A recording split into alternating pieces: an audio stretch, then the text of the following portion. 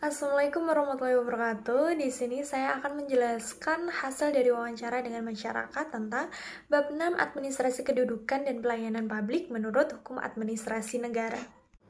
Perkenalkan, nama saya Ita Oktaviana, NIM 2019 101103 Yang pertama ada pengertian administrasi kedudukan dan macam-macamnya. Administrasi kedudukan adalah rangkaian kegiatan penataan dan penertiban dalam penerbitan dokumen dan data kependudukan melalui pendaftaran penduduk, pencatatan sipil dan pengelolaan informasi pendudukan serta pendayagunaan hasil untuk pelayanan publik, pemerintahan dan pembangunan sektor lain. Secara umum adapun layanan administrasi kedudukan meliputi 1. Layanan kartu identitas anak, 2. Layanan akta kematian, 3. Layanan akta kelahiran, 4. Layanan pencatatan perkawinan, 5. Layanan akta perceraian, 6. Layanan akta keluarga, 7. Layanan perekaman, penerbitan dan perubahan elemen pada KTP, 8. Layanan surat keterangan tempat tinggal orang asing, 9. Layanan surat keterangan pindah antar kabupaten atau kota dan antar provinsi, 10. Layanan penertiban kutipan kedua, 11. Layanan pengangkatan, pengakuan, dan pengesahan anak dan lain-lainnya. Yang kedua itu ada pengertian fungsi dan tujuan pelayanan publik. Pelayanan publik adalah kegiatan atau rangkaian kegiatan dalam rangkaian pemenuhan kebutuhan pelayanan sesuai dengan peraturan perundang-undangan bagi setiap warga negara dan penduduk atas jasa, barang, dan atau pelayanan administrasi yang disediakan oleh penyelenggaraan pelayanan publik. Ada 3 fungsi pelayanan umum yang dilakukan pemerintah, yaitu Environmental Service, Development Service, dan Protective Service. Tujuan pelayanan publik pada umumnya adalah bagaimana mempersiapkan pelayanan publik tersebut dengan dikehendaki atau dibutuhkan oleh publik, dan bagaimana menyatakan dengan tepat kepada publik mengenai pilihannya dan cara mengaksesnya yang direncanakan dan disediakan oleh pemerintah. Lebih rincinya yaitu 1. Menentukan pelayanan yang disediakan apa saja macamnya, 2. Memperlakukan penggunaan pelayanan sebagai customer, 3. Perusahaan memuaskan penggunaan layanan sesuai dengan yang diinginkan mereka, 4. Mencari cara penyampaian pelayanan yang paling baik dan berkualitas, 5. Menyediakan cara-cara bila penggunaan pelayanan tidak ada pilihan. Selanjutnya yaitu adalah pentingnya perlindungan data kependudukan. Perlindungan privasi dan data pribadi sangat mempengaruhi perkembangan ekonomi digital di suatu negara tanpa terkecuali Indonesia. Perlindungan tersebut merupakan faktor penentu akan adanya kepercayaan daring yang merupakan hal penting dalam transaksi digital. Privasi dan data pribadi menjadi sebuah hal yang penting karena penggunaan dalam jaringan tidak akan melakukan sebuah transaksi digital apabila merasa keamanan akan privasi dan data pribadi terancam. Salah satu perlindungan privasi dan data pribadi tersebut berkenaan bagaimana data pribadi tersebut akan diproses, termasuk data sensitif dari pengguna yang apabila disebarkan ke pihak yang tidak bertanggung jawab akan berpotensi menimbulkan kerugian finansial, bahkan mengancam keamanan dan keselamatan pemiliknya.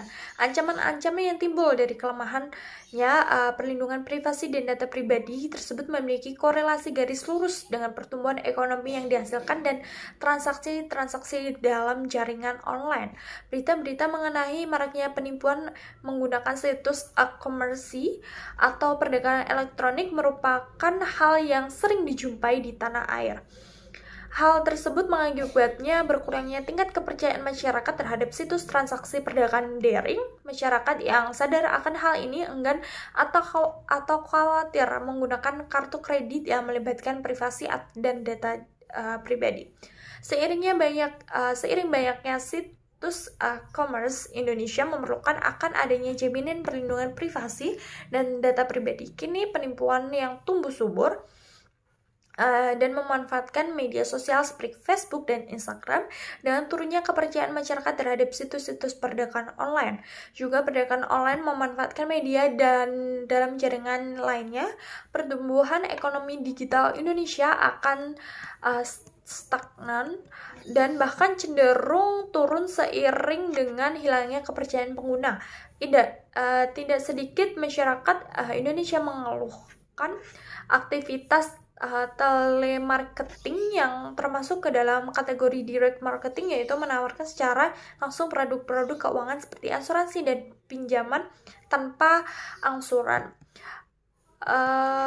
Masalah yang ada dalam praktik semacam ini salah satunya adalah perpindahan data pribadi nasabah atau masyarakat yang tidak sesuai dengan prinsip etika. Data pribadi yang nasabah beredar luas di kalangan perusahaan menggunakan secara direct marketing menggunakan telepon. Apabila masalah semacam ini timbul, maka otoritas jasa keuangan menjadi lembaga pengaduan yang dapat digunakan oleh masyarakat. Namun demikian, praktik telemarketing tanpa persetujuan masyarakat terlebih dahulu tetap saja marak di Indonesia. Tak hanya kasus direct marketing, kontroversi juga terjadi dalam praktik permintaan data kartu keluarga dalam pendaftaran kartu prabayar.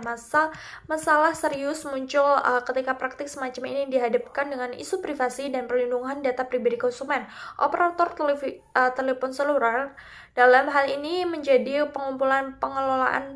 pengolah sekaligus pemproses data pribadi yang secara masif diserahkan beramai-ramai oleh masyarakat karena didorong oleh kebijakan pemerintah. Kedua hal ini di atas mencerminkan adanya masalah sistematis dalam faktor kesadaran hukum masyarakat, faktor kurang efektivitas regulasi dan penegakan hukum, ketidaktertiban yang terjadi dalam hal perlindungan masyarakat di tengah era ekonomi digital memerlukan hukum sebagai penjaga agar perkembangan ke arah ekonomi digital berjalan dengan tertib. Namun demikian, perlindungan privasi dan data pribadi di Indonesia dalam instrumen hukum yang khusus belum ada dan masih bersifat sektoral sehingga belum cukup untuk mendorong pembangunan ekonomi digital di Indonesia.